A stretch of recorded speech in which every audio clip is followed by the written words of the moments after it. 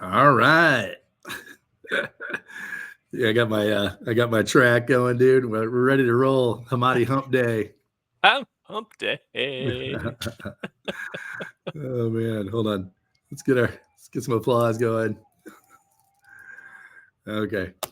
Um, yeah, man, dude, welcome to the inaugural episode here, Hamadi Hump Day. See, I kind of wonder if this counts as the inaugural episode or not, because we tried this once before, back during when the pandemic was in full swing, and everybody's like, "Let's make a podcast." We're so That's right. bored. We have nothing. We want to talk, but there's no one to talk to. That is right, man. That is So right. we did it once, and that was it. yeah, although I thought it was positive. I don't know. Maybe we're just easily bored. Well, I know I am easily bored. It's a medical condition. Been diagnosed with it. Yeah. Speaking of diagnosed medical conditions, Yeah. it's so funny. I'm of course referring to attention deficit disorder, ADD, which I'm pretty sure 90% of American males have been diagnosed with this. But At some point or another. at some point, right? And I remember when I got initially diagnosed with, I think it was in second grade, and they had prescribed some medication, and our parents were like, no, we're not putting him on any medication. He can suffer through this. He can figure it out. And it's so funny because I'm gonna say like last week, Loa, my wife, goes, yeah, I think we need to get Brooks tested for ADD, because he's he won't pay attention, he won't listen. I'm like, he's a boy. He's a little boy. I mean, he's doing what little boys do, but at the same time, I'm like, obviously I want to not only validate what she thinks, but also like, I'm aware that there are perspectives that are not mine. Right. I'm like, well, I suffered through this. He can suffer through this, but anyway, yeah. So I'm pretty sure we're going to get him checked out and see if there's any assistance available for the little man. Well, I don't think she'd mind if I told you, because she's been pretty public with the way it's gone. But my youngest, Annalise, has ADHD, pretty severe enough that it took us probably, I want to say, the better part of a year and a half, maybe, or 2 years, to actually dial in the medication to where it would work enough to where she would just be able to finish her schoolwork while not also causing a whole bunch of side effects that were unpleasant for her. And we finally kind of found the sweet spot where everything is manageable. But it's not just like little boys being little boys and having their minds elsewhere or whatever. Like it's Right. it can hit anybody. She's been a real trooper with it, but it's been night and day difference as far as like went from unable to able. So it doesn't make it easy. It's not like, oh, you're doing it on easy mode. It's just now it's possible. Right. No, that's a big deal.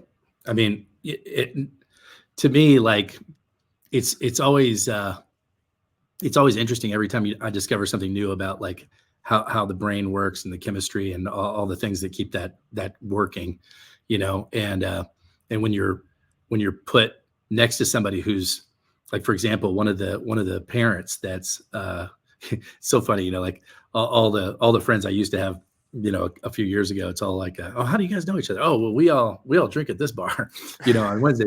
But now, like, oh, how do you guys know each other? Oh, our kids are in Girl Scouts together or whatever. Yeah. And, so yeah, we do ballet. Yeah. Yeah. And so my ballet friends. this one dad, he's I won't mention his name, but he's just a cool dude, man's man type of guy, and we've hung out, had exchanged some stories, whatnot. Well, anyway, he showed up the other day, literally talking like Porky Pig, and I was like, brother, pardon me for saying, but I mean, you're stuttering a lot more today. He goes, oh man, no, I was in a car accident, and I guess clocked his head in the the aftermath, and it affected his ability to speak. And he was, I mean, if that had happened to me and I was going through what he was going through, just trying to get his thoughts out, I would be I So would be frustrated. so frustrated. Right. Yeah. Exactly. And he was just handling it like a champ. He was just like, oh, I know, man. I sound like I'm watching Saturday morning cartoons, and I just, we have a good laugh about it. It was kind of funny because once we addressed it and kind of laughed about it, whatever, then it just kind of went away, and I was able to just communicate with him, Yeah. which was, once your mind processes what's going on, it can kind of eliminate that noise It's no from your longer an experience. anomaly for you. Right. Yeah. Right. But it was interesting, we all went on this camping trip, and he and his wife were both there, and she was making fun of him and stuff. And he's just like, oh yeah, I know. He goes, but the nice side effect is that, now I have a lot less that I want to say, because it's such a, ordeal trying to get the words out. He goes, so and now at least she's paying attention, because I mean, if I'm saying something, it's got she It's knows that it's, important. it's worth me saying it. Wow. So Yeah. is this like how long are they thinking that he's gonna have this condition going? Yeah. So that was like, actually, I want to say like 3 weeks ago, 4 weeks Okay. ago, and These things and take time. yeah, and it's already like way better. Yeah. Still not back to normal though. So I mean, just but I'd say 50% of the way there, if I had to gauge I it. mean, brain stuff, they say what's the rule of thumb? It's like 6 months, something Really? like that. Wow. Yeah. And it's just like just be patient with it. Hmm. Just takes time. It's like when you break an arm or something or anything, and it's like it's gonna be 6 weeks. Just Right. get the crutches out, put it on the calendar, Yeah. check back in then. Yeah. Yeah. Yeah. Yeah. That brings up an interesting. Before we got on the show, we were. What does that say? Papa Bear. Papa Bear. That reminds me of something else we were talking about. So Yeah. as we're leading into the show today, we're talking about, hey, what are we going to talk about today? It's a big episode. A lot of people are going to be tuning in. Oh yeah. We got 0 people in the audience right now. We're going Yeah, viral. yeah, going viral. But what are we going to talk about? Well, we could talk about this or that or the other. And one of the things we did not talk about, but it would probably be worth talking about, is you've been on a pretty radical physical transformation journey the last what would you say, year or 2 years? Oh, yeah, probably about 2.5. I don't know that I'd call it radical though. Does it seem radical to you? Dude, if you looked at a picture of yourself, like, say 2.5 years ago, 3 years ago, and I don't know what the impetus was. Was it the heart condition, or the No. Okay. You want to really hear this story? yeah, Because yeah, I'd love to. Yeah. okay. Well, so what our audience may want to know is that I'm a former NCAA Division II athlete. Division II. It's not D1. It's different, right? So they don't get that kind of street cred. I was a volleyball player. Kind of short for the role that I was in, but I could jump really high, and so walked on the team and became a starter eventually. So it was like, it's kind of cool college story. So as a professor, we're allowed to play intramural sports on the teams with the students, and it's kind of like a way to build campus community and connection outside the classroom, that kind of thing. So when they have volleyball, I would always get picked by some. They're like, "Oh, you should play with us," and I'm like, ha, ha, ha. So when I first started, this was back in 2008, and I was, I was 30, so I was about 8 or 9 years, and I out of college, and I'd kept in pretty good shape, and so I was still able to just like do all sorts of crazy stuff on the court. Everyone was just like, "Holy cow," Wow. because I mean it'd be like anything else. Like if you're playing flag football and like the guy over there is like an actual running back for an NCAA team that's and like, oh, no one's gonna catch him. It's just like, ta-da! He gets the ball, it's over. Right. Kind of thing. And so I do this every year, and it was kind of a fun way to sort of watch myself get older, because every year, you're a little further out, further out, further out. And in 2022, 22, yeah. When I played volleyball on the intramurals, I felt really slow and heavy. And I still felt like an asset to the team. It wasn't like, oh, check it out, Grandpa gets to play with you guys. I Right. still, that I wasn't being carried. I was still participating, but I really did not. I just felt like I'm just kind of sluggish, like so it sort of opened my eyes in a way because usually when you look at yourself in the mirror, you just there's this little magic thing that happens with your brain where it's like you look the same, you're the Right. same, The matrix, the residual self-image or whatever yeah. Yeah, and it's like how people don't notice. It's like, oh, until something really strange happens. Someone says, "Man, your beard's really gray," and then you look in the mirror and you're like, "Holy Whoa. crap, I have gray beard." It's like, yeah, it's been gray this whole time, but it's happened You're so slowly that you just don't notice. And so that feeling of like being slow, when I looked at myself in the mirror, I was like, "Bring me Solo and the Wookiee." Like what is this? What is happening? And so I thought, okay, well, I don't want this to ever happen again. And so lost a bunch of weight and then started going to the gym. And that's Marissa, my wife, was like, "Hey, why don't we go to the gym together?" I was like, "I don't want to." She's like, "Well, let's just do it anyway." Like, okay. And so, She's persuasive, that one. yeah, I was like, "Well, you don't have to do anything. If you just show up, we'll say we won. We won that we went to the gym. Did you go to the gym day? Yeah, I went to the gym day. What'd you do? Nothing. We, Turned around walk. and Yeah, left. we could. We could. Yeah. It's like once you walk in the door, your obligation's over. And so I didn't feel like there was any pressure on me. So I was like, well, I'm already here, so I might as well do this and this and this. And so just kind of gradually over time, kind of done more and more and like tried to dial in my eating a little bit better. And um, so anyway, that's kind of what happened. There was like, so then the next year I felt better. Like I hadn't lost any weight, but I had recomposed. So like on the scale, I was the same, Hmm. But you'd but redistributed what was going redistribute, on. yeah. And I felt like it was weird. I did not feel fast, but I felt like a wrecking ball. Mm. So like I could hit super hard. I didn't get tired. It was just like a machine, like a weapon. And it was such a cool feeling. And then the year after that. So wait a minute, this was I guess in 21. Then 22 felt like that. 23 this last year when I was really kind of dialed in some stuff. Then I almost felt like I was back in college. Mm. Like I could jump again. I was very fast, but also I had the extra strength. So I'm like now much stronger than I was in college and about the same amount of body fat composition. So I don't know, it's been fun, as an older guy going to the gym and like hanging out with the other old guys. There's definitely like there's the young people working out. There's the Hmm. old people working out. I'm with the And it old really is people. the old bull and the young bull type of thing, right? It's like, Yeah, yeah, and like it's there'll be okay, son, times. go ahead. Yeah, there'll be times like I'll walk over to the machine. There's another guy there, and he'd be like, "Oh no, no, go ahead." Like, "Sir, it's fine."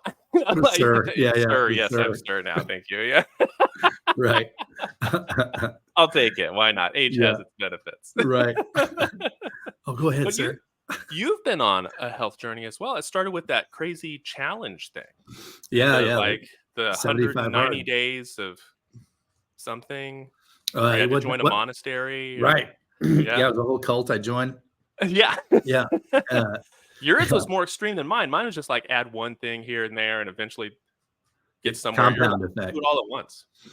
Let's just Well, change I'm pretty extreme, man. I mean, like when I would do those cleanses, it's like, oh, this is a nutrition program I can get around. Like, you don't have to wonder about what's on the list. Like, just nothing's on the list. Like, Nothing's on the list. I wonder, can I have that? No, you can't. No, you can't have All you anything. can have is cayenne pepper and honey, and you're like, And honey, so sweet, yeah, I'm in. Let's do this. Can I have a great. Yeah, multivitamin? No, you don't need that. you Okay. don't need that. No. Uh, yeah, no. So I did. People have been challenging me for a while to do 75 hard, which is if you don't people don't know that, it's Andy Frisella's program, and you can Google it and find out about it. But it's 75 days of basically you've got a few things on the list. You got to work out 2 workouts a day, 45-minute workouts. One of them has to be outside. Has to be outside, rain or shine. Yeah. You have to follow some kind of diet. Again, no prescription on what the diet is, but it can't be a McDonald's diet. It's got to be like a diet to better yourself some way, right? you read 10 pages of a book, and you drink a gallon of water every day, and you Abstain from alcohol, right? no alcohol. Yeah, which Yeah. was a big that I thought was going to be the biggest thing for me, was the no alcohol, because I I love to drink, and actually that was not even a big deal. And the other thing about the program is that if you miss, and you take a progress picture every day. Okay. Does it matter like what time of day or whatever? Just take a picture at some point in and the day, you took a picture of yourself. that's right. And so Okay. if you miss any one of those things on any day, you have to start over on day one. So there's no cheat days, there's no cheat meals, there's no days off. It's just Team no days off. every day. And I think that's what is really, it's called 75 hard. That is what is really the hardest thing about it, is that you're, the first couple of days, of anything, it's like, oh, this is on a new journey. It's exciting, Yeah. And then, man, when it got to be like day 4 or 5, I was like, it just seems like it's going to be forever. You're like, I mean, I don't know if I can do every day. Like, I mean, what did I sign up for? This is, and I told everybody about it, and everybody knows, and and I'll be like, well, yeah. Well, I told you I wouldn't do that if I was you. Yeah. So it just, so then after I finished it though, I had such a, physically such a good response to it. Like, I lost some weight. But I had that, not to the extent that you're talking about, like the super soldier feeling, but like I had definitely a feeling of, I mean, just a huge increase in vitality and energy and stamina, right? I was doing something every day, whether it's pickleball or frisbee or running, or, well, who am I kidding? Running, I don't run, but walking, riding a bike, whatever, and like something brisk, something to get the heart rate up, and for a sustained amount of time. And it just, so after I did that, he's got a follow-up to that program, which is Live Hard, which is 3 phases of 30 days, 3 30-day phases throughout the rest of the year. And once you complete that in a calendar year, you completed the Live Hard program, right? And so some people they just live hard, like they do that every year, Mm-hmm. And so it was, I decided to go for that. So I did. I completed phase 1 a couple of weeks ago. Oh, nice! Congratulations. Thanks. And phase 2 is coming up here. So the thing about phase 2 is you have to wait 30 days before you can do the next phase. So it's kind of neat, because it's like I can already tell, because I'm not on the same regimented like intensity, and so he's intentionally making you, well, not making you, I could continue to do it, but I'm doing some of it, but not all of it. And so so you're creating this like artificial loss of momentum potentially, that you then have to overcome to do, the second phase. So it's nice. It's kind of teaching you that like your physical goals you can sort of turn them on and off, right? Like, it's not like, oh, if I mess up, or if like I take a week off or something, well, then that's it. Now I can't. Now what do I do? It's like, oh, well, now we just start. I took 30 days off. Right. And now I'm doing 30 days again. It's like, check. Yeah, I think for me, there's a couple of like takeaways for me. Like one is that, there's no mystery to whatever it is that you want to do. Just start doing it, just start doing it. And I get like, there's all these considerations of why it would be difficult and why it doesn't make sense right now, and all of this stuff. Right. And it's as valid as you make it, right? So like, just you can start now. There's no reason to be like, oh well. And the other thing is that if you do fail, you don't have to, like, one of my friends has this example of like, if you get a flat tire, you don't pull over and in exasperation, like take a knife and flatten all the other 3 tires, right? This car will never work. Yeah, forget it, right? you screwed me over for the last time. But yet, so many of us do that in our, certainly in our fitness journey and our nutrition journey, and other things that are worthwhile. It's like, well, man, I've been working on this. I'm not seeing the results that I want, or I screwed up, and blah blah blah. And now I'm just gonna eat a whole pizza and do what I mean. Like you just go crazy, and oh yeah, I blew it, and it's like, dude, you did. And so big deal. So you're going to start your counter over or whatever, and just keep moving forward, man. It's all right. But I think Like you said something consistency is so much more valuable than perfection. I'm telling you, like, big time, yeah, big time, and I think that like what took us down this journey was just talking about brain chemistry and how like it takes like 6 weeks, 8 weeks, whatever it is to realign that. And I think physically, like I read something the other day that in the course of 6 years, out of all the billions of cells that make up your body, not one of those cells uh, is in the body that you have today. None of the cells that are in your body right now were in your body 6 years ago. Like they've all yeah, with been like a couple random exceptions, like parts of your bone marrow, I think, and then like the enamel in your teeth. right. Right, but like very, very few exceptions. Very That's few. almost yeah. So Isn't that literally, like wild? it's wild. So like your heart that you're sitting there with right now is not the heart that you had 6 years ago. The eyes are not the eye. Like it's all these things have traveled through time, and that fourth dimension, so to speak, right? You used to tell this story. I remember when you first started teaching philosophy, and you told me that story about the ship of Theseus, and Yeah. but I think about that all the time. Like, okay, well, yeah, is that still the same boat, right? And it's such a great question. So, like, is this still the same body? And so many of the things that for me, so many of the things that I was thinking about, even just last year before I started doing this, it's like, well, I can't do that anymore. That's just not, yeah, that was great when I used to be able to do that. And it's just, going forward, I'm not going to be able to do that. But says who? Yeah. And I mean, to a certain extent, sure, but like not to the extent that I was making it. So, Yeah. Like you should put a maybe on that, right? Like, oh, right. I guess that part of my life is over. It's like maybe. Maybe. Yeah. Yeah. That maybe. We'll Yeah. find out. We will find out. So that's a great segue into the current events segment of Oh our yeah. conversation, because so like one of the things that people may not know about us is that like I love talking about current events. You love talking about current events. Of course. We have a thread in our family where we we'll share articles and different conversation points and sometimes vigorously entertain opposing viewpoints. Yeah. And Call each other names, but it's all in good fun. but It's it's all all for the good fun. comedy. Yeah. And one of the things that you have been so great at pointing out is like a lot of times I'll see something that I think is a trend, like, oh, there's a trend towards this or a trend away from that, or we're losing something that's really important to us, as a nation or whatever. And you made the point many times, like, well, I mean, maybe maybe we're losing it. Maybe this event just happened by itself. Maybe that thing that you think we're losing, we never had in the first place. Maybe that thing is not that important. Maybe it's not moving away. It's moving toward, like, Yeah. you, We you're lost just, that back in 1894. Dude, look at right. this. No. Oh, that thing doesn't even exist. Like, that's not even real,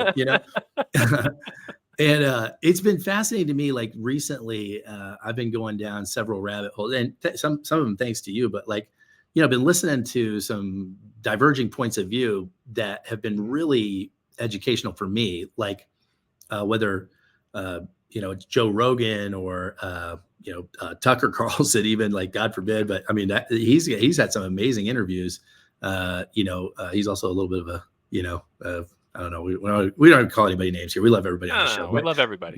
Yeah. But I mean, I've been very skeptical, let's say, of where he's coming from. But he's had some amazing conversations on recently, and also on the other spectrum, the Bill Maher's and all these other people that are kind of coming out, from the left.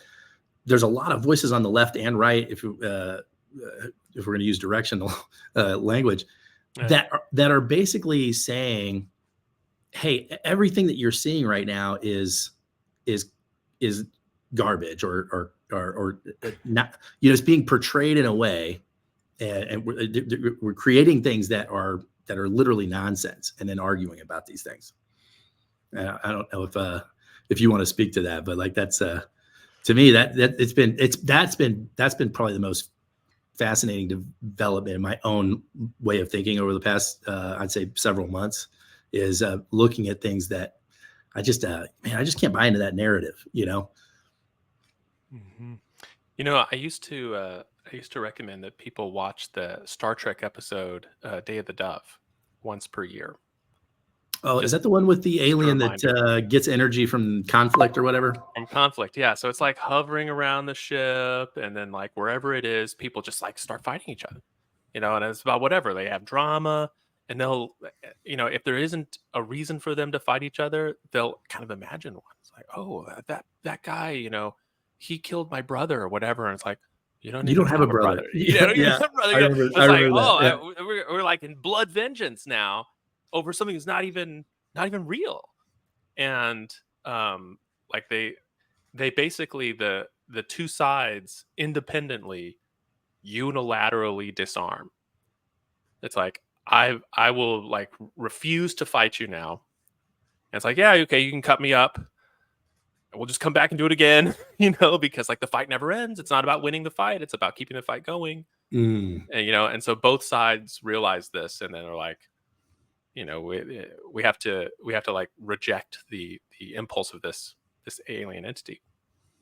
And that's kind of the way I feel a lot of times when I watch the news or get in, wade into some of these things. We're like, this is not a real thing that we're fighting. Like, we're not really on the opposite sides here. Or if we are, it's sort of manufactured that way by someone else.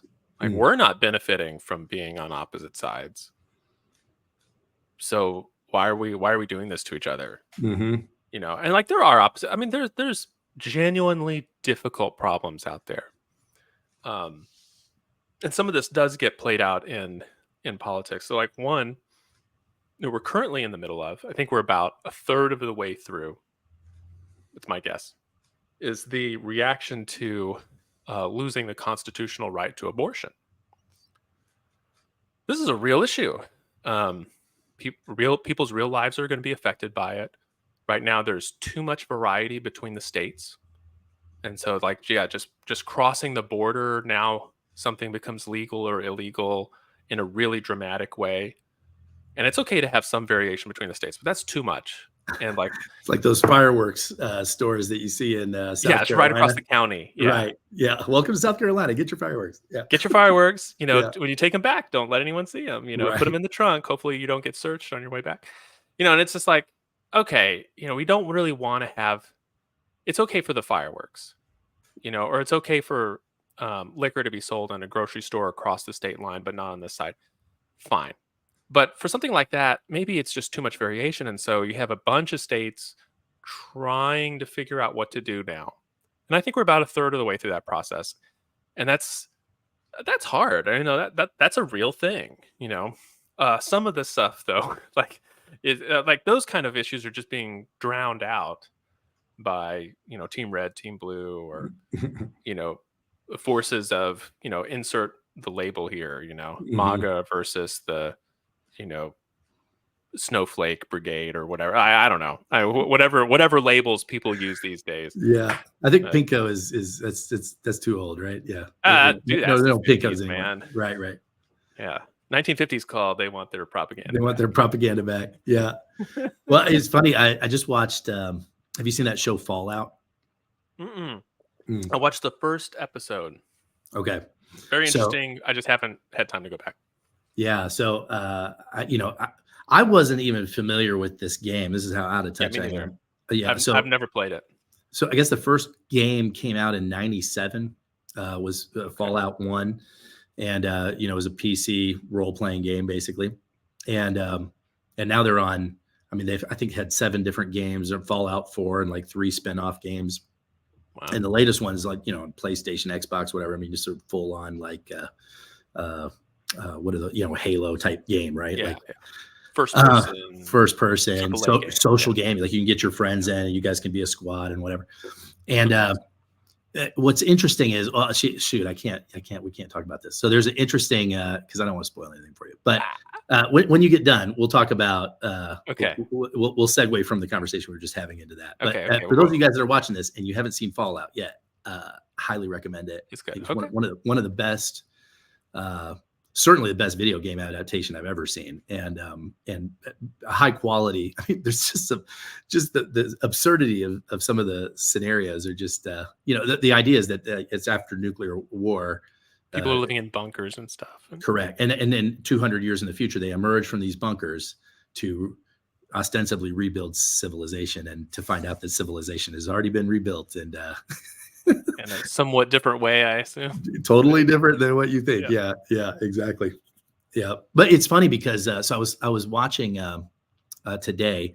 So do you remember Tucker Max, the author from we'll say like 2001, 2002? The name doesn't ring a bell. No, actually, it was probably more 2008, 9, 10, something like that. What did so he wrote a book called "I Hope They Serve Beer in Hell," and it was basically just it'll probably be like stale IPAs or something. Like, it'll be beer that's very unsatisfying, or like right, or that, exactly. It's like you're always thirsty, you just can't drink it, no matter how much you drink. It never doesn't work. You. You're stone cold sober. That's the worst. I'm drinking beer. Why don't I have a buzz? This must be hell. I should have taken the other option. Yeah. So anyway, he wrote this book, and it was all about basically him being a complete like womanizer and pardon me, douchebag when he was in college and as a young adult, and true stories of his life. So he's a real Lothario. Huh? Very John much. Giovanni himself. Very much. And you can get an excerpt on Kindle and just kind of read. I mean, any excerpt you get you'll either think it's hysterical or you'll be very offended, very offended. But is it like that book, The Game? Is it that kind of thing? Okay. In the way that Neil Strauss, when he wrote The Game, is describing his journey through that subculture, right? Yeah. This is literally Tucker Max went to college to be, he was either going to try to be an attorney or like some like investment banker or whatever, like, one of these like high paying, fast moving, New York style jobs. Okay. And he basically self-sabotaged his career and was fired from his first company, and then it ended up just being a complete like just going on a binge basically of hedonism, let's call it. And but anyway, like Wolf of Wall Street without the money. Kind of, yeah. But and as such, it's stories everybody can relate to, because everybody's been fired and broke and whatnot, but still wanting to have a good time. And I mean, this guy's just making it happen with nothing, And but anyway, it's so funny. Like, so that book came out, I want to say it was like the same, right around the time that Chelsea Handler, books came out. Yeah. But that whole genre basically. So pre Me Too, pre all that stuff. Right. Mm-hmm. Well, since then, so he was on Tucker Max and Tucker Carlson, pardon me. Tucker Max was on Tucker Carlson. Tucker Squared. A week ago. And I didn't realize it. He's living in Dripping Springs, right outside of Austin, Tucker Max is. Oh. And he good place for womanizing. Well, no, he's completely past. He's happily married. He's got kids. He's basically sounds like he's homeschooling his kids, and he's a complete like survivalist now. And what? He's living off the land. He's got a homestead out there, and I mean, raising his own beef, killing everything that they eat and consume. He generates himself. And what he was talking about with Tucker Carlson, which I thought was really interesting, was he said basically the events around the pandemic and around the riots that summer, the George Floyd and all that. Yeah. And, the images that we all saw on TV with, largely peaceful demonstrations, right? In the back, you got the buildings burning and stuff. Yeah. Fiery, but mostly peaceful. Mostly peaceful, right? And then, he's like, juxtapose that with just a few months later, these equally egregious riots at the Capitol, but this is an insurrection and they're overthrowing the government and everything.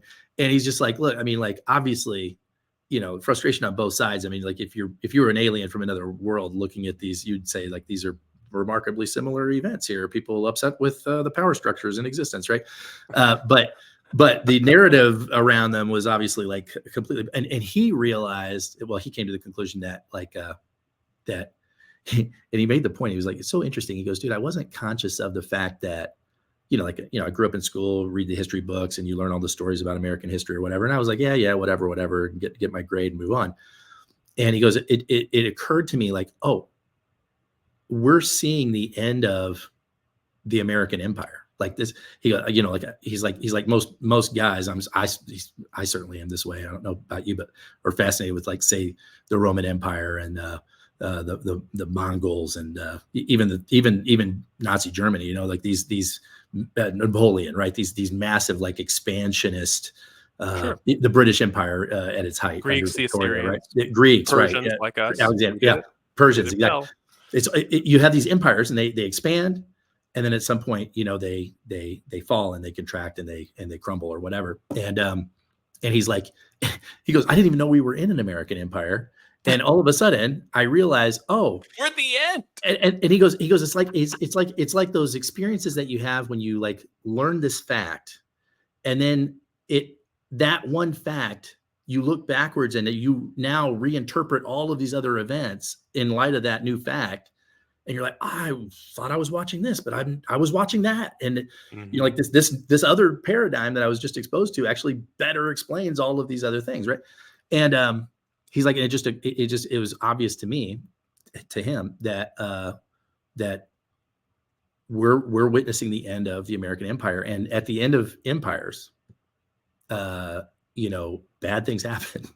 And and he's like, so he goes, I don't know whether it's going to be, next year or the year after, 10 years from now, whatever the case may be. He goes, but at some point in the near future, like we are going to transition out of this empire into something new. And at the very least, we will see more riots and more events like, the summer of 2020 and then in January 2021, we're going to see more events of that at the very mildest. But, like, what's more predictably possible is that you'll see the disruption of supply chain and all these different things happen. And he goes, I had this cabin in the woods in North Carolina, just because, after reading different, books on, like, being safe and whatever, I thought, well, let's get this cabin, he goes, he goes, I realized when that happened and those events happened, I realized that,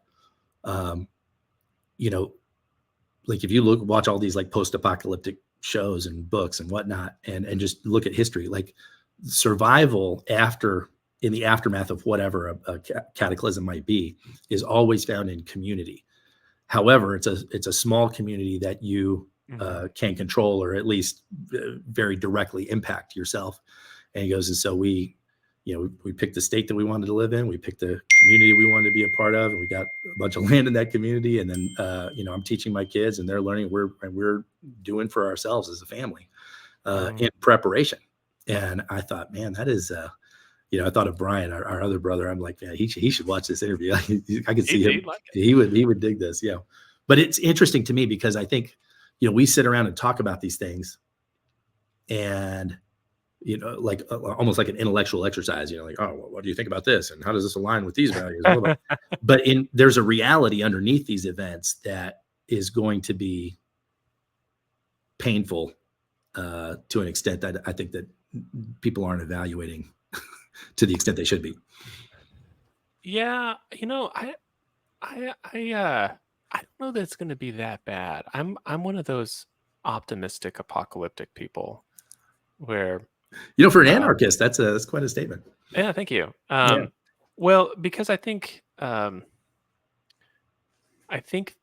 it's possible to wind down an empire, and Britain was one of the ones to do it. They divested of their empire. I mean, part of it was that it was too expensive. Like, they were spending huge amounts of money, and, like, the franchise with things like the East India Company and all that it's just not economically sustainable. And so they wound up having to well, they also lost their currency reserve status. So you that's a big driver. Post can't keep it up anymore. Can't keep it up. Yep. So it's like, instead of we have to spend real money now, not money we're printing, but we have to real money. No, never mind. Well, and that's the thing, is that they didn't collapse. It's one of the very few empires that didn't collapse. They have a relatively stable country. They have the monarchy has continuity. It's the same line of people, right? Pre to post. So it's kind of like, well, this could be done. You had some pretty sober-minded people over there, though. I mean, and a Yeah. parliamentary style of government where they can actually make decisions. Yeah, yeah. So I mean, it would require a little bit of political will on our part, but it doesn't see it, if it had not been like if we were having this conversation in the 1600s, for example, we wouldn't have had that example, and we Mm. could have said, well, out of This all always the happened. yeah, what always happens is there's mass riots, people run out of food, they start torching public buildings, and it's like, Hmm. and then it's all over, right? The king escapes to some neighboring country that harbors him, would kill a bunch of elites, Hmm. and that would be it. And it's like, wow, we don't want we don't want that to happen, Hmm. but now we know, well, it's possible to wind down an empire. And I mean, the other countries that have had that happen, like Spain, uh, they had a worldwide empire that they um, lost through They lost competition it. with Right. England. Yeah, but that didn't destroy their country. You didn't have people, bayoneting each other in the streets over it, right? It was Hmm. just like, well, it was hard times. We no longer can levy taxes the way we wanted to. We got to scale back this and that. But I mean, Spain's it's Still fine. fine. Yeah, Portugal, the yeah. Dutch. Yeah.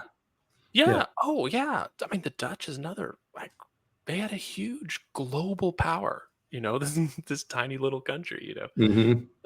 With their So I mean tulips. that I think there's so many examples of that for us. I think yeah, you're right though. Like I've been having this conversation with some of my colleagues, and they like when I'll say like, oh yes, the American Empire or whatever, and they'll look at me kind of quizzically like, no, no, we're a republic, constitutional republic. I'm like, yeah, on paper, On that's paper. what, Yeah. sure, yeah, we're a constitutional republic. You win, ta-da! You got the answer right on multiple Like the choice. catechism. Yeah, Yeah. what kind of government are we? We are a A constitutional constitutional republic. republic. Yeah. Yeah. And so it's like, well, once you realize you're in an empire, and it's like, well, empires are not sustainable. None of them have ever been sustainable. You're like, okay, so this will end. And so then it's like, oh, well, what are the circumstances that you would like for it to end? Or what would you like the cause of the end to be? And then maybe we can work towards that Mm. instead of just be like, no, we'll just keep going. We'll just keep going. Besides, we're not even an empire, we're a republic. And that just is, burying your head in the sand. Hmm. So anyway. Hmm. Yeah, that's interesting.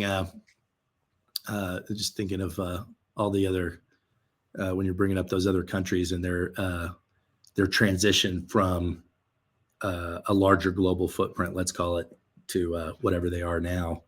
Mm. Uh, it's hard for, I think, Americans to even. For me, I mean, I was born and raised here, like you were. I mean, like it's hard to fathom because you're so used to. I mean, I guess when we were kids, there was still that competition with the Soviet Union. Soviet Union, Yeah, yeah. right. But I mean, since what 89, I guess, when the wall came down, Mhm. and then Russia basically just collapsed into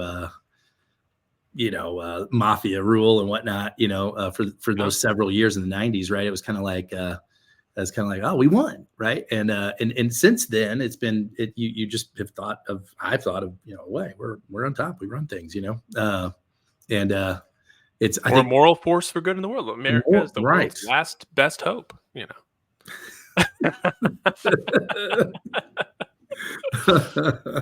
Yeah. it's hard. I think traveling. I was privileged to be able to travel outside the country, like in high school, college, whatever, around the world, and you start talking to people around the world, and you realize how other people sometimes see America, and it's so Mm. foreign to the way you see America. And it's like, well, yeah, you see it that way because you're inside it, and we're on the outside. We see it this other way. Not that there's some universal way to see it, but like it's just, but certainly not with the pristine positivity that that an American exceptionalism person would have. Oh, yeah. Yeah, yeah. It's like, oh, that's I never ever considered that. So, and I think a lot of like my personal perspective over the years, like with whatever the current events are, right? With we were talking about, oh, we could talk about the election, we could talk about all these different things, and I think like my pervading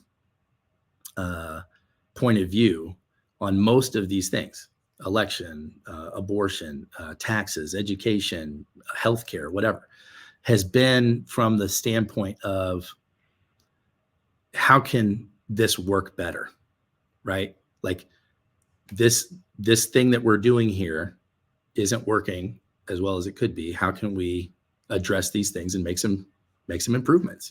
Yeah. And that's it. Um, You're and you're very much a pragmatist when it comes to politics.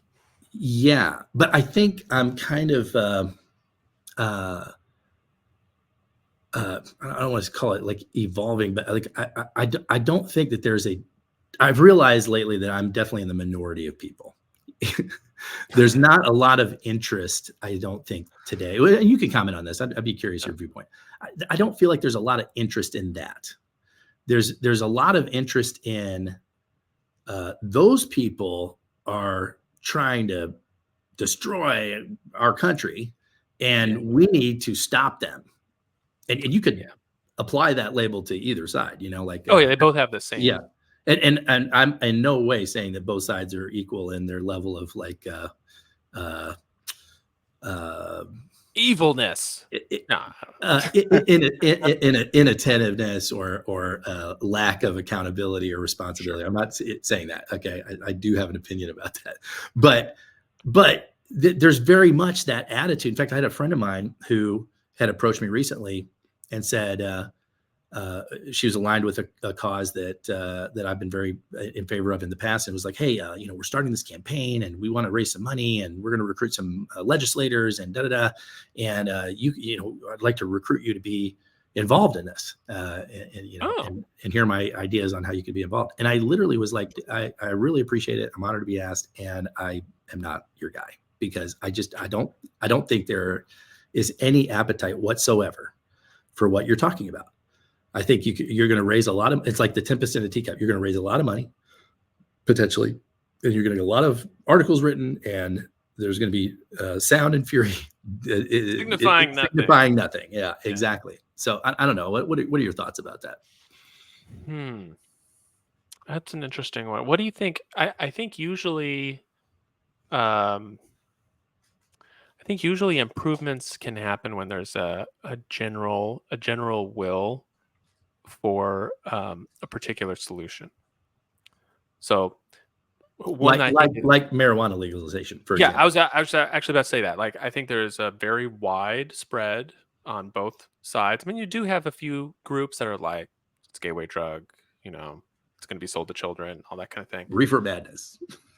Yeah, and there's some interesting studies out on that too. Like, I think any kind of recreational pharmaceuticals have their risks, and it's not something that I've ever been interested in using or even trying out. Because you've never tried it. That's why. I know. Even in states where it's legal, it's like it's legal here. Like, I'm not really into that. Right. But at the same time, you say, well, maybe we just have to accept some of the danger in order to have a more free society.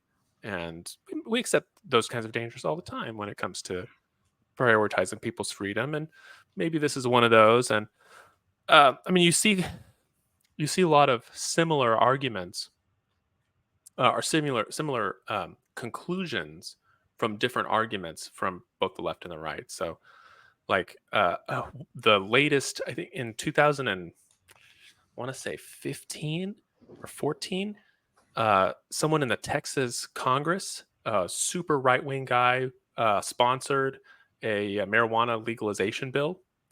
And the reasoning behind it was actually in the bill was that it was an affront to God to outlaw part of his creation. A plant, yeah. He made a plant. Who are we to say that it should be illegal? Right? Like, we should have treatment for people who have addiction problems. We should do this. We should do that. But to make a plant illegal is disrespectful to God. It's just I don't know what church you go to, bro, but sign me up. Yeah, right. So therefore, legalize, right? And so now the left-wing people have a completely other rationale. In fact, most of the conservative people have different rationale. But the idea that you have all of these different viewpoints all converging on the same conclusion. Therefore, legalize. Yeah. Therefore, legalize. I think that one is going to happen. sooner rather than later, and like there'll be a lot of celebration. I think whichever major politician is able to get it done. Well, they just did Um, it. They just announced it. they've announced a rescheduling, so that process is pretty long. The FDA has to actually figure out how to reschedule it. They're going to put a because it's part of the Because the administrative. consultants have to make their money. Yes, and Yeah, we gotta well, do some studies. and the administrative review process. They because the Well, public doesn't get. once Trump abolishes the FDA, we won't need to worry about that. Well, no. So here's what I think. This is one of those things where it's like the whoever's running the Biden White House are just really fools. Um, Oh, you have an example of how they're fools?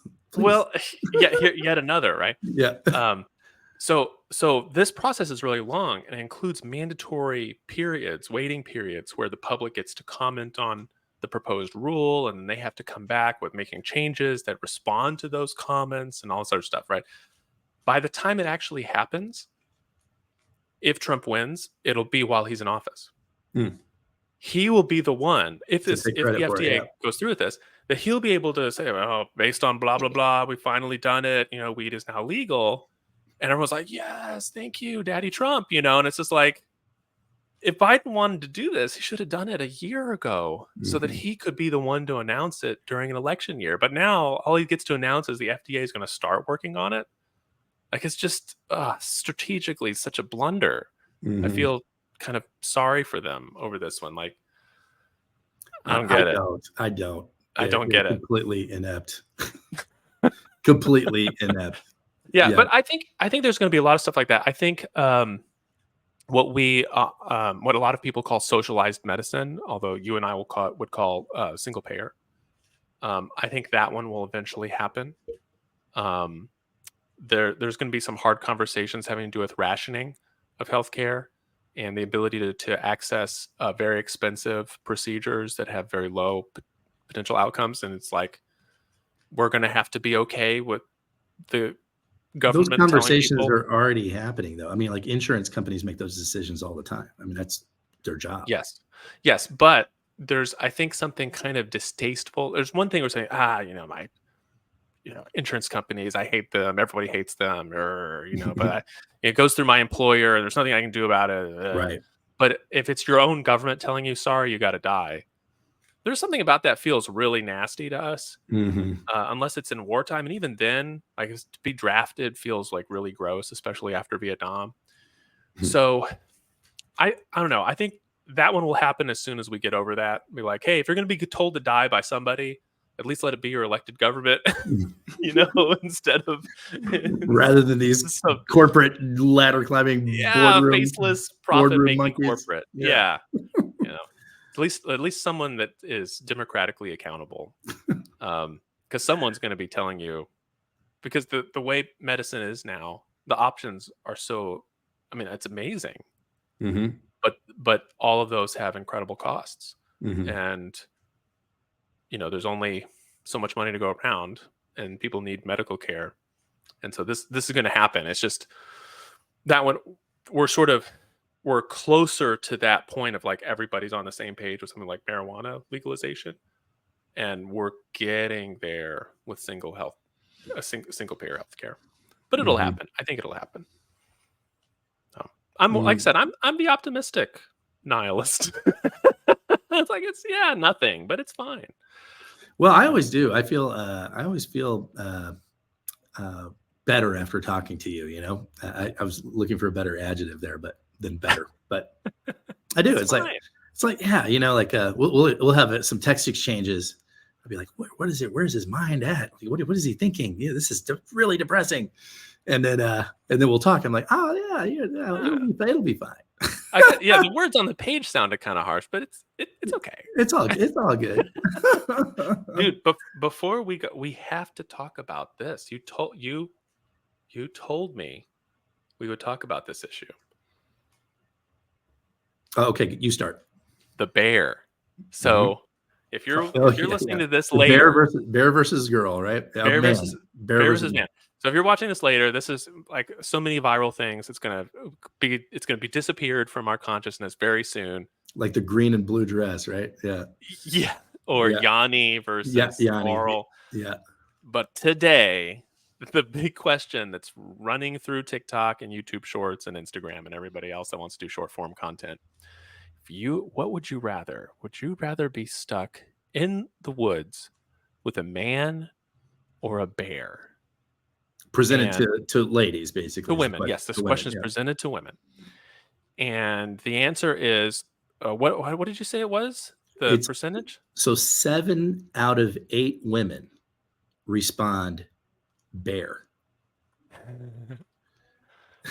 Yeah, They would that is rather. amazing. That is amazing, and I'm curious to hear your thoughts about it. I initially, when I heard that, I was like shocked, like what? And then I was like, because I've been privileged to have a lot of women in my life, and they've all told me stories, and over the years, and I'm like, well, yeah, that makes sense, unfortunately. Unfortunately. Unfortunately, What's been the reasoning they've offered so far? well, Louis C.K. has this, the comedian, he has this bit that he does about how shocked he is that women still say yes to going on dates. He's like, when you look at all the statistics of whether it's date rape or all the different things that happen, unfortunately to single women, perpetrated largely by men. He's like, it's shocking that a woman even says yes. It's almost like imagine yourself in an ecosystem where the only choices that you had to date were these half bear, half lion creatures. And the last one didn't work out so well, and so you just got asked out by another one, and you're like, well, I hope this one's nice. I hope this is okay. Okay, yeah, let's go to dinner. And and he does a much better job. So I had heard that, and when I heard this question today, I was like, I mean, it's so unfortunate that that's the case. But yeah. So what are your thoughts?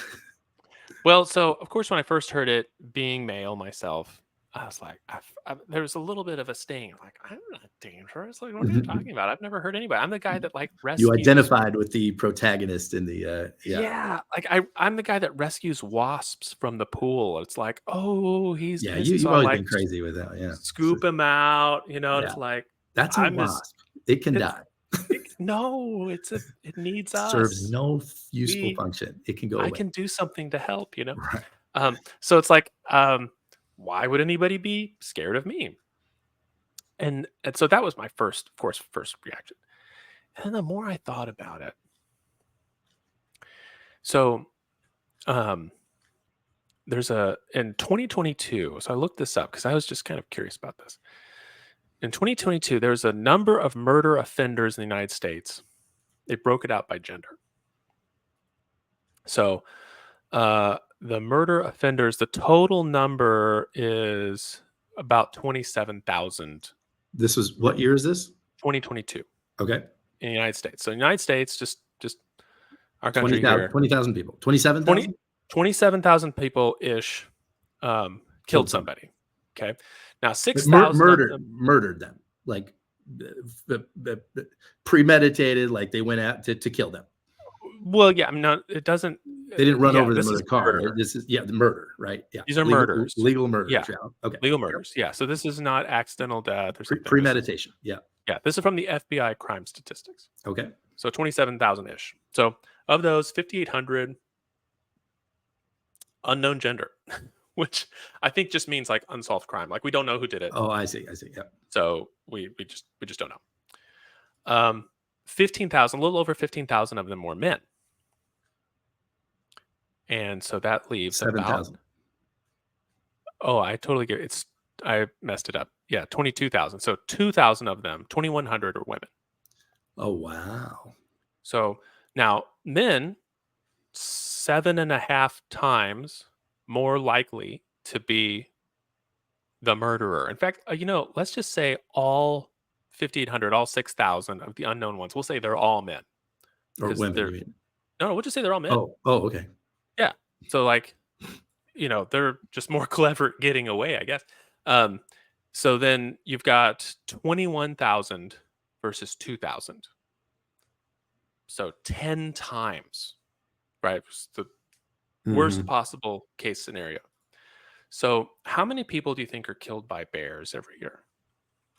I don't know. Good question. Okay, so Cocaine Bear, man. Cocaine Bear. That Yeah. was a funny movie. Yeah. It was so bad, but yet So amazing. good. Yeah. So, so we don't have. I wasn't able to find a really like a year by year one because bear attacks are relatively rare.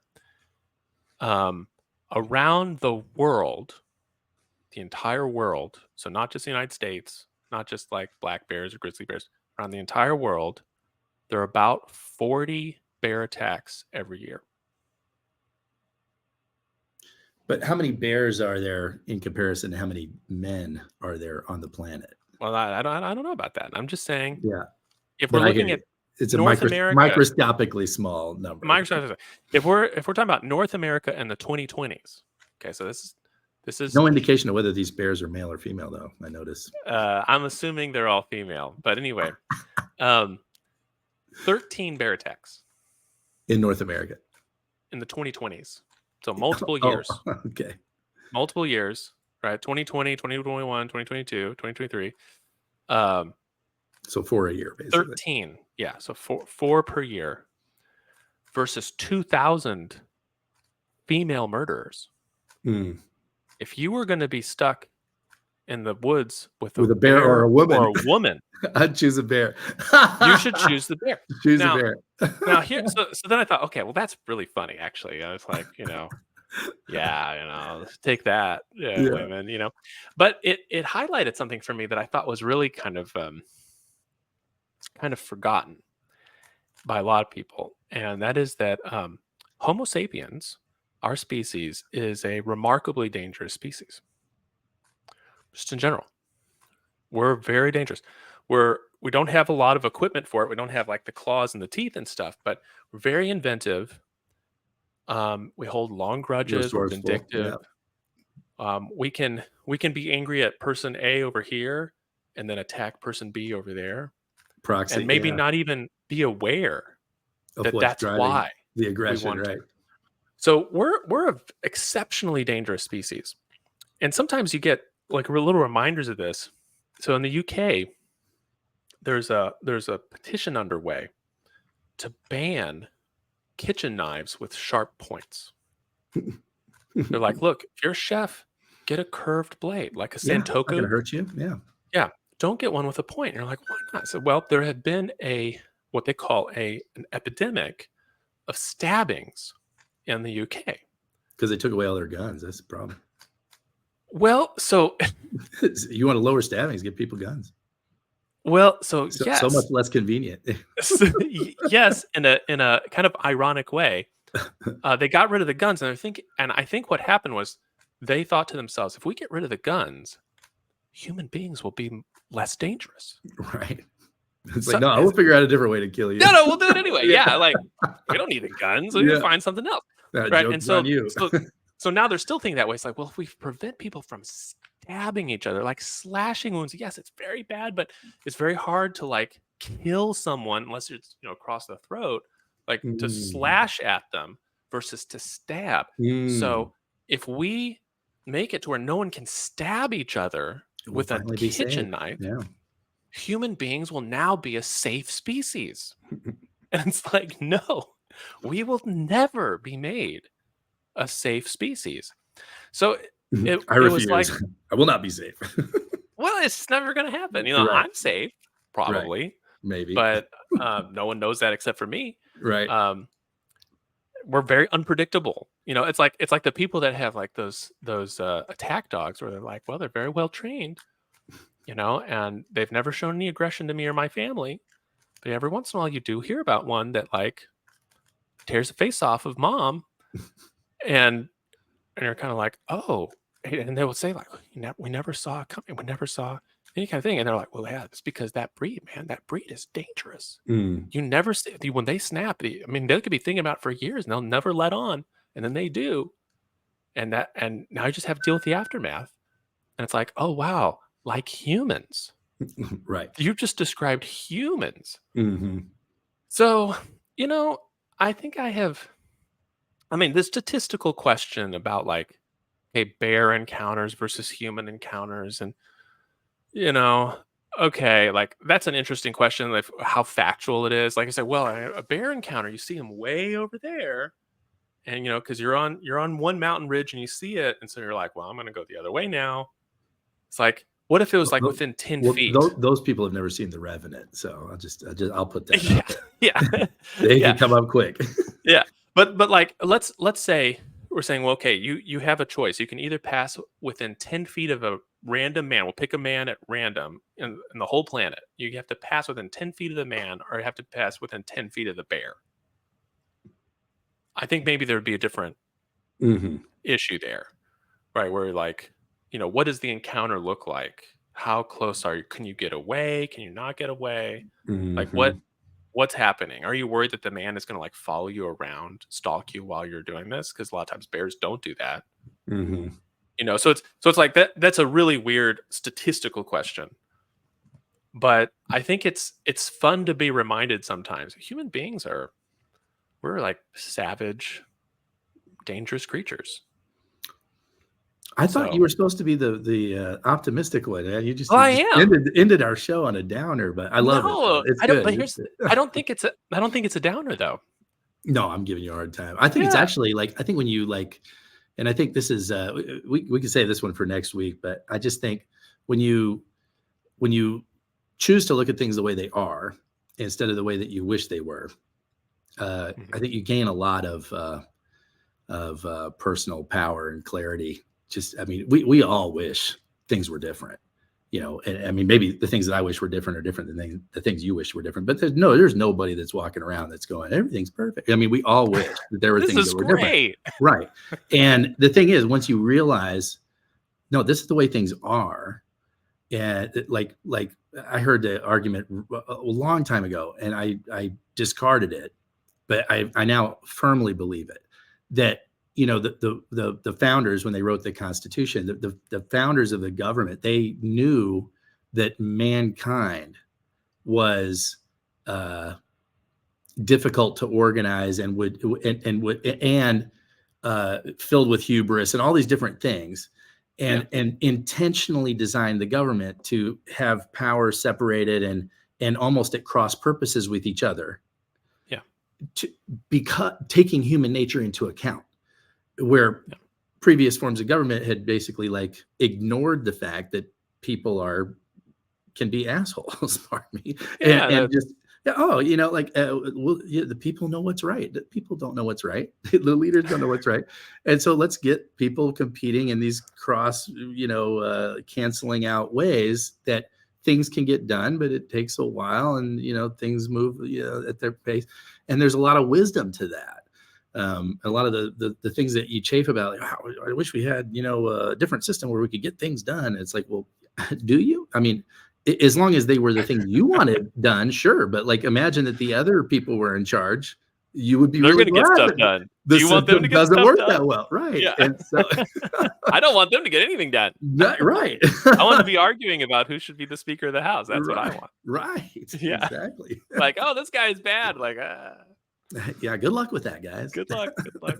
So here's a question I had for you. So thinking about the bear question. So let's say someone agreed with me on this. They're like, oh yeah, the women are right about this because human beings are super dangerous. And like with the Louis C.K. thing, right? Like, why would anyone go on a date with this clearly dangerous animal? It's like, well, maybe you look in the mirror and you're like, yeah, I am a dangerous animal. I'm the one who knocks. Right. Um, what should be done? Because obviously the answer is not going to be let's make humans less dangerous, because that clearly is the wrong answer. That can never be done. Um, I mean, I have daughters. I have teenage daughters. You your daughter is still real little, but they're going to grow up in a world She's surrounded getting by older every day, man. yeah.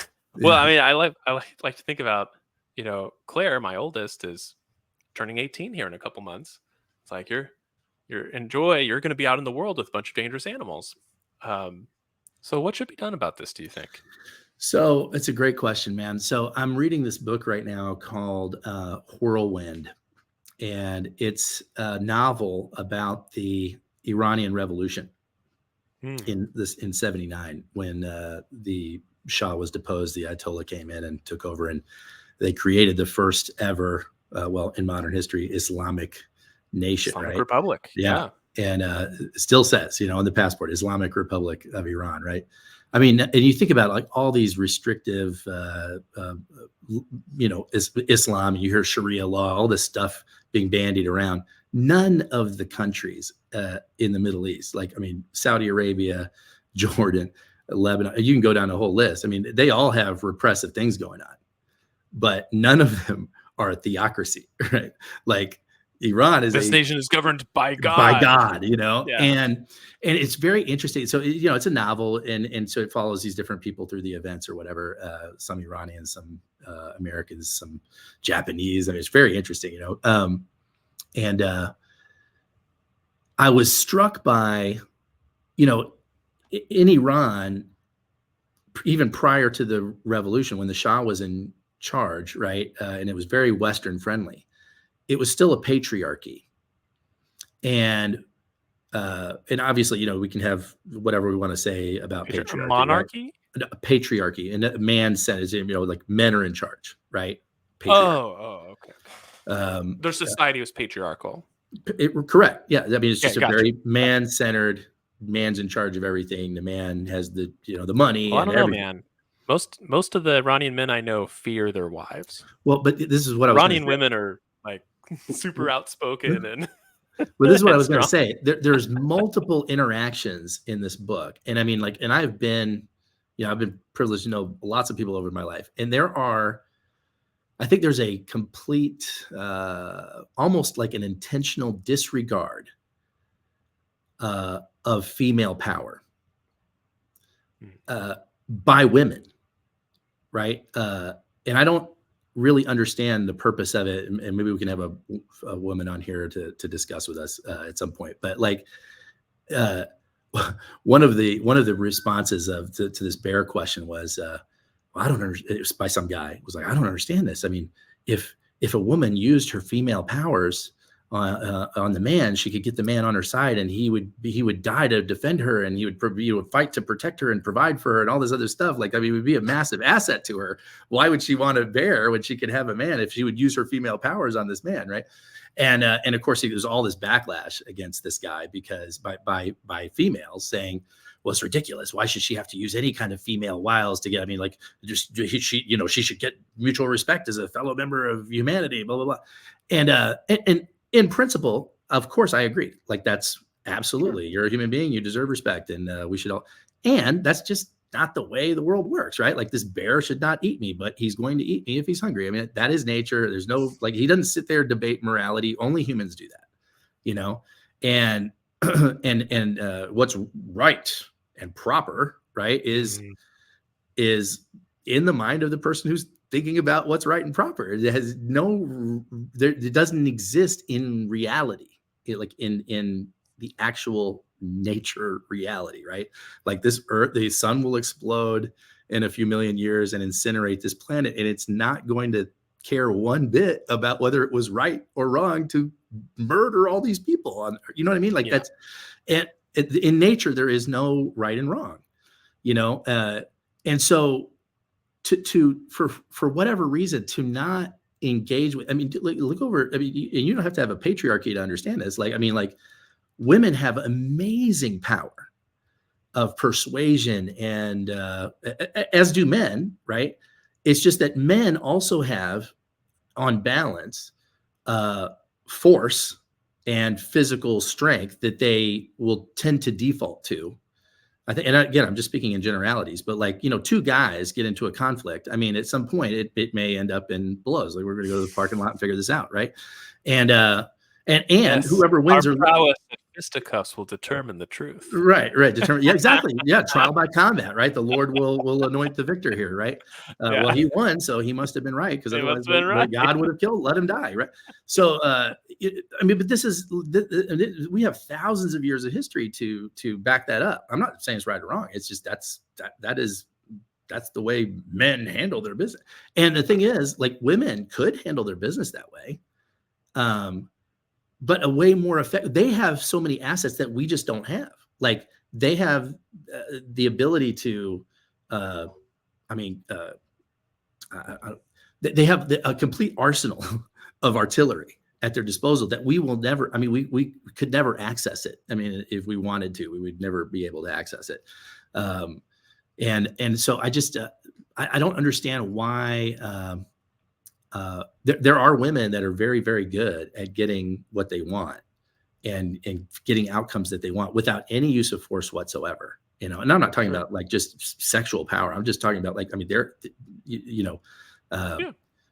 the female powers. I mean, maybe they're rooted in some kind of, like, sexual tension. I mean, you don't have to get naked to deploy female power, and men just don't have that. And I just, there are, I don't know. This is not a scientific opinion. It's just, I don't think you're going to have any kind of, and I mean on whether it's violence or healthcare or abortion, all these different things that we're talking about, right? You can legislate whatever you want, right? But it's not going to necessarily solve the problem until people get on the same page. And people don't get on the same page unless they're persuaded that page is better for them than the page that they were on, right? Like, I mean, I don't, even in the case of violence, right? It's like, okay, well, your page is better than this other page because the other page I die, so we don't want that. So I'll submit to it. I'll take your page. Everything is that, people do things for one reason, and that's because they want to. And I mean, like, you can boil it down to anything, so, oh, well, people do things for two reasons, to increase pleasure or decrease pain, blah, blah, blah. Yeah. But it all boils down to, because I wanted to, right?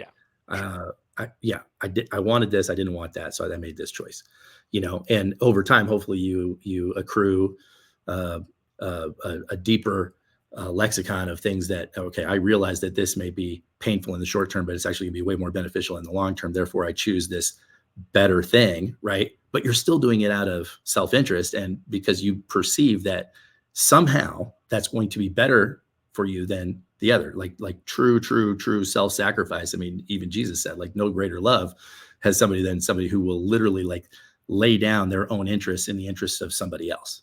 Like, that is very, very rare, and it does happen. But I mean, there's a reason we elevate those people to sainthood, right? Like, the vast majority of people are going to do things that they feel that they perceive is going to benefit them. And so there are ways through some of these things, but they involve persuasion at a different level than what's currently being undertaken.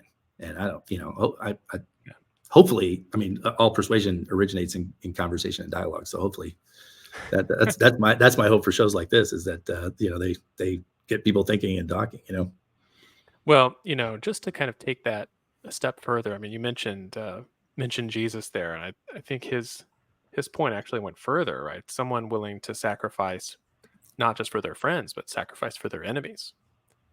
And that's how someone truly achieves, like, saintliness, right? It's not even for someone you care about, but it's like someone who hates you. Like, sacrificing yourself for the person who hates you. That's the real deal. Yeah, I don't know. It's the question of, like, the dangerousness of human beings, I think, is one that I'm glad that even through the silliness of the bear thing, like, I'm glad we're talking about it. I'm glad we're thinking about it as a society. Even, it's through a sort of a strange medium.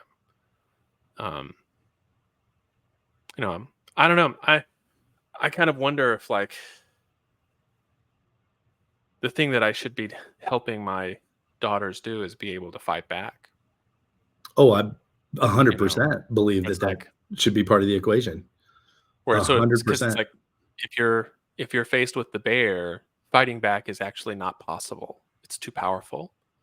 But it is possible to fight back against another human. Well, and you can fight a bear. You saw that movie? Yeah. It won't work. You Yeah. just die. You know, I'm gonna like, kill I'm that sorry. bear. Sucks. You're not But gonna dude, make it. You know.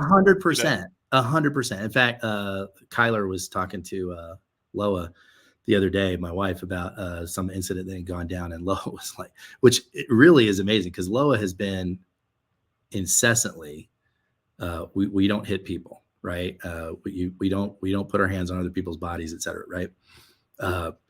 And I'm not as consistent on that. I'm like, dude, if somebody gets in your space, like you can get them out of it. Okay. Like it's okay. You're not going to get in trouble with me. But Kyler was describing some thing that went down or whatever at school. And Lola was like, you can totally push that person out of your space. Like you do not let people handle you, So you were totally okay to hit that person. And I was shocked, but also really proud of her because it's absolutely, man. I think, whether it's self-defense and learning how to use, unfortunately, weapons, all kinds of different things like that. You need to, and not just young women, but young men too, I think are woefully unprepared. But even myself, I'm woefully unprepared, and I'm expanding my list of things that, no, I need to know how to do that. I need to know how to repair that. I need to know how to fix that. I need to know how to create that. I need to know how to put that together. I need to know how to, fire this and whatever. Right. And for sure, like teaching us, and I think especially for young women, like, you got to learn. There's a video that came out years ago, but it's a young girl who's blindfolded, and her dad is putting different weapons and ammunition in her hands, and she's identifying them by touch. And she's maybe like 6 or 7 years. She's Kyler's age, and she's like, It's a 9mm. yeah, 9mm. Literally. And he goes through this whole thing, and then at the end, he asks her. He's like, who are you? And she's like, I am a strong, powerful woman, blah, blah, blah. What is your job? My job is to protect myself and protect the people I love. Da, da, da. He's like, who's going to save Marine you? Corps kind of stuff. Yeah. Who's going to save you? Nobody. I will save myself. It's a great video. And I thought, man, this guy deserves Father of the Year. It's unfortunate, but man, that's what it takes. Dude, you think about the zombie apocalypse and all that, right? And it's like, and some people just know, like, dude, if that went down, like I would be part of the first people eaten. That would just be, and people watch that show. Like Loa was like, no, I'm just not interested in that. Just I give you permission. You can shoot me in the head. I'm not interested. And I'm like, but trying to survive.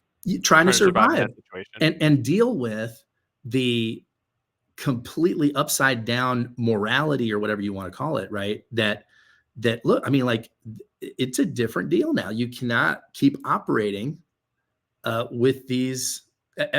Hopefully we get back to this in a minute, but for right now, job number one is survive, right? Survive and replicate. That's your biological imperative, right? So I have got to survive, and I have got to protect what, and not your things, right? But your tribe, your people, right. And I think that's if we're doing our job, hopefully we are teaching our kids that. Yeah. Good combo, man. Good combo. That's an hour and a half. This was much longer, 50% longer than your traditional normal Hamadi Hump Day broadcast. Yes. This is not the Joe Rogan show. No. Yeah. 3 hours. 3 hours rambling. Yeah. Although I love that show. I really do.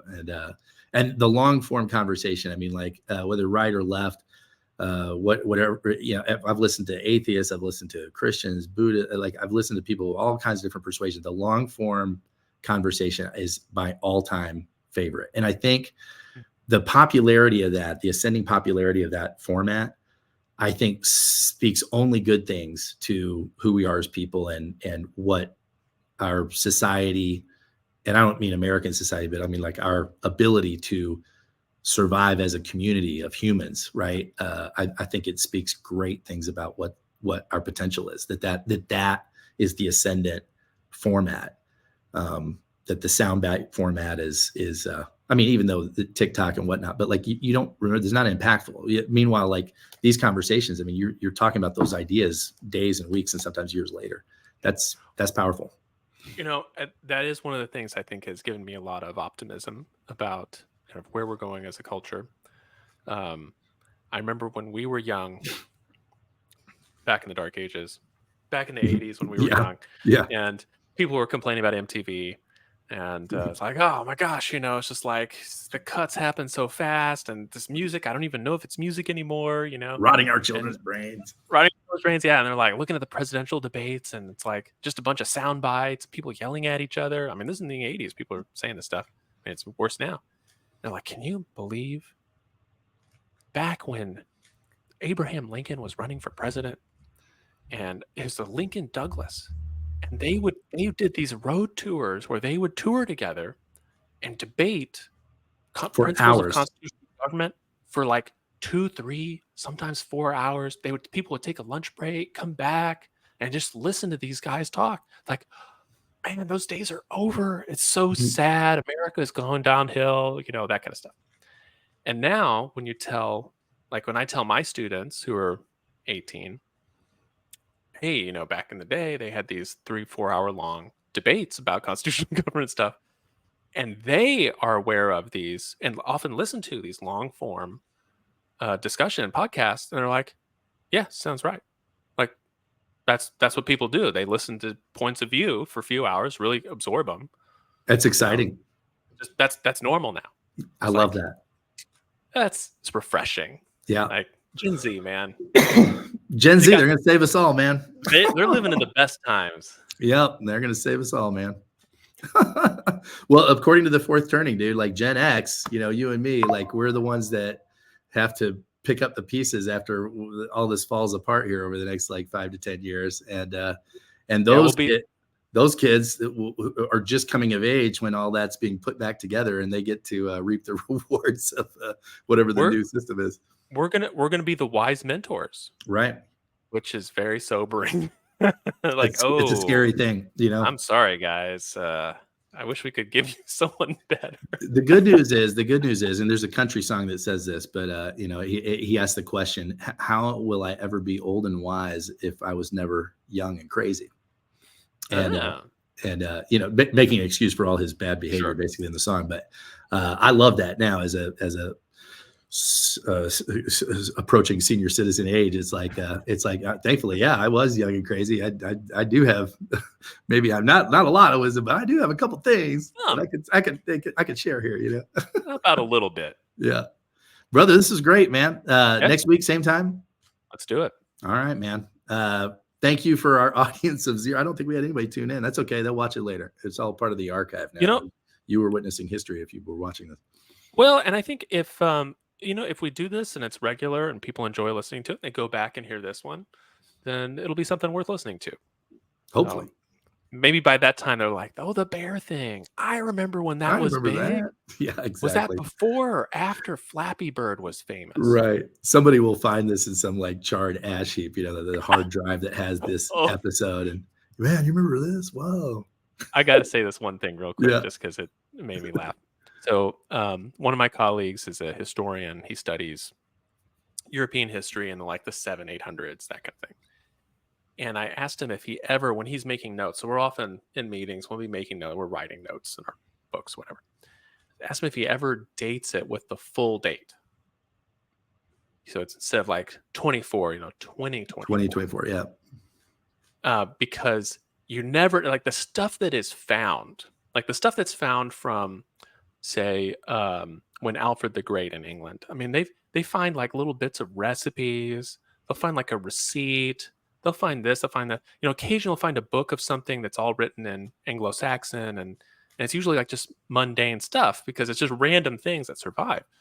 So you could be,